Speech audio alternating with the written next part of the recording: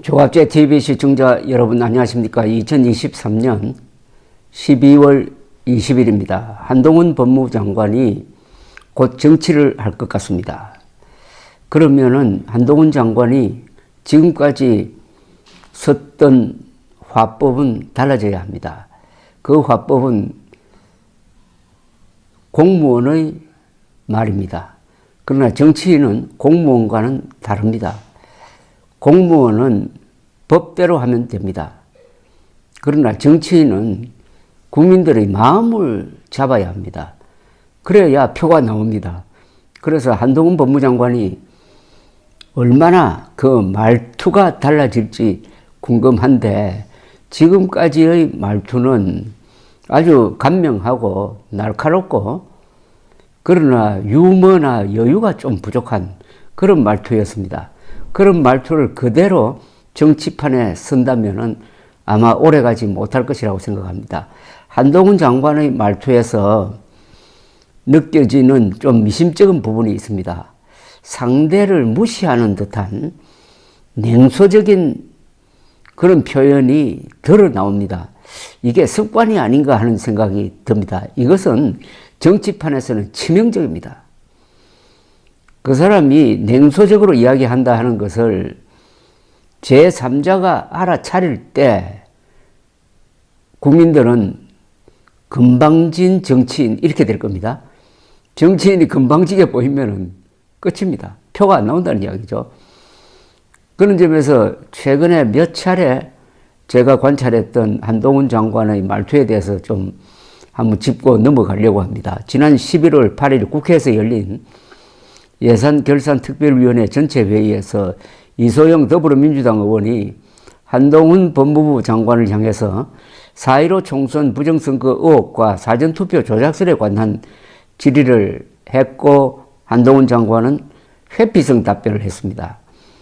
이소정 의원은 한 장관에게 먼저 장관님 주변에 4.15 부정선거나 사전투표 조작설을 믿는 분을 실제로 만나본 적이 있습니까? 하고 물었습니다. 한동훈 장관은 이에 이게 예결위나 법무부 장관 업무 수행과 무슨 관계가 있습니까? 라고 답을 했어요. 이소정 의원은 관계가 있습니다. 라고 말하면서 이 부정선거 주장이 합리적 의심이라고 생각하느냐, 비상식적이라고 생각하느냐, 라고 또 다시 물었습니다. 한동훈 장관은 질문이 이상하다며 법무부 장관 업무와 관계없는 걸 묻고 내 의견을 말하라는 것은 이상합니다. 라고 맞받았습니다. 이소정 의원은 굽히지 않고 4.15 부정선거에 대해 지금까지 많은 정치인들이 의혹을 제기를 해왔는데 이에 대한 법무부 장관 의견을 묻는 게 왜 이상하냐고 말하면서 지난 4.15 총선에 부정선거 의심 증거가 있으니 검찰이 적극 수사해야 한다는 황교안 국민의힘 전 대표의 발언까지 언급을 했습니다. 그러면서 일부 정치인들이 사전투표를 하지 말자고 주장하는 것에 대해 선거 방해가 아닌지 한 장관의 입장을 반복적으로 물었어요.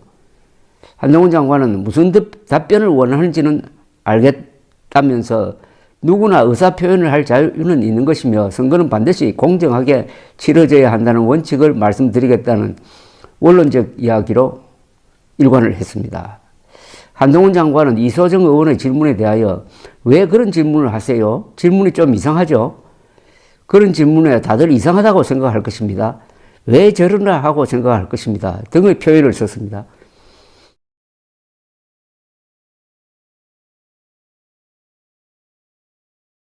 답변을 해야 할 사람이 질문자에게 왜 그런 질문을 하느냐고 묻는 게 저는 이상했습니다.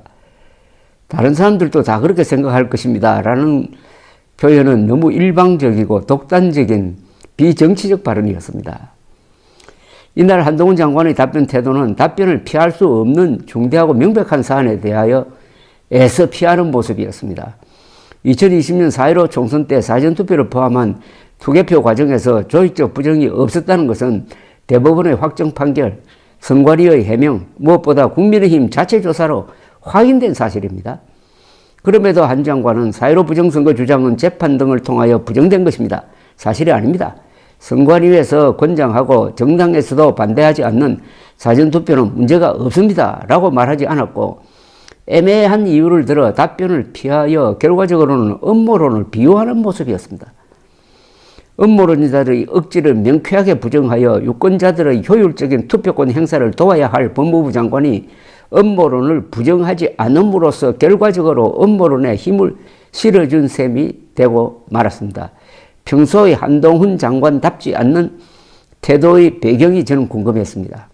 한동훈 지지층에는 부정선거 음모론자들이 많습니다.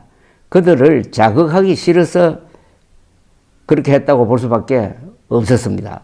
이 문제는 6.25가 남침이냐 북침이냐처럼 한국의 공직자들이 반드시 자신의 생각을 명쾌하게 밝힐 의무가 있는 대목입니다. 한동훈 장관이 이런 자세로 선거에 임한다면 본인은 물론 국민의힘에도 덕이 되지 않는 정도가 아니라 음모론자들과 한통속이란 비판에 직면할 것이고 특히 음모론과 맞서온 이준석 전 대표가 그냥 넘어가지 않을 것입니다. 한동훈 장관과 국민의힘은 늦기 전에 부정선거 음모론에 말려들어 선거를 망칠 수도 있다는 점을 인식하여 국민들에게 자신들의 입장을 분명히 밝힐 의무가 있습니다. 정치 참여가 거론되는 한동훈 법무장관이 어제는 향후 거취를 묻는 야당 의원에게 혼자 궁금해하시면 될 것 같다고 또 냉소적으로 말했습니다. 이날 오후 국회에서 열린 법제사법위원회 전체회의에서 더불어민주당 김명배 의원은 한 장관에게 질의하던 중에 많은 국민이 궁금해한다. 올라와 있는 법률도 있고 할 일도 많이 계신데 거취와 관련해서 이야기가 많이 나온다고 말을 했습니다. 한 장관은 여기서 말씀할 일은 아닌 것 같습니다 라고 답을 했어요. 김 의원이 재차 오늘이 마지막인지 아니면 다음 주가 마지막 상임위원회가 되는 건지 궁금해한다고 물었고 한 장관은 그냥 의원님 혼자 궁금해하시면 될 것 같아요 라고 답을 했습니다. 그냥 의원님 혼자 궁금해하세요. 이게 과연 적당한 발언인지 하는 생각이 들었습니다. 김 의원 질의를 두고 여당 법사위원 사이에서 야유가 나오자 김 의원은 왜 좀 물어보면 안 됩니까? 라며 실제로 산업부 장관도 3개월 만에 교체되었다.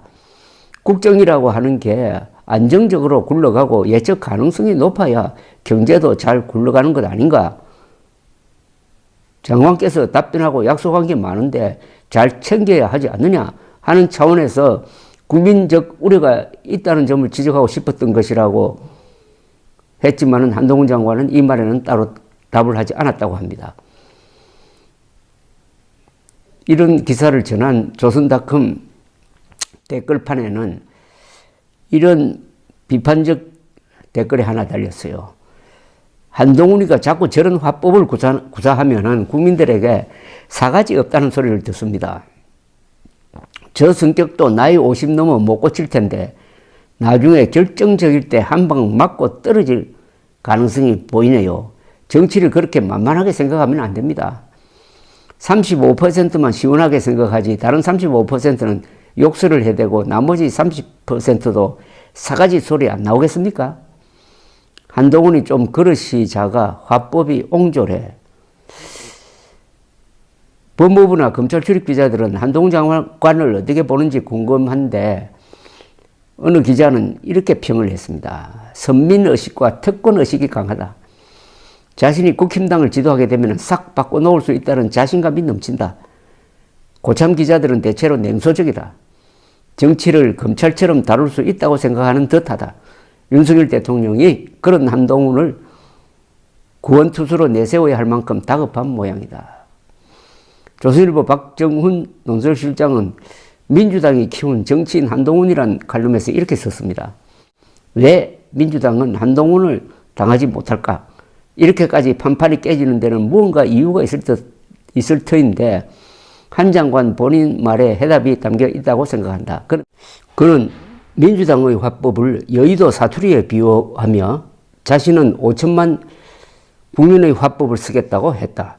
자기 진영만 쳐다보며 오로지 표에 도움되느냐만 따지는 선거공학적 논리가 법치와 상식, 객관적 사실을 말하는 보편성의 화법을 이길 수 없으면 당연하다.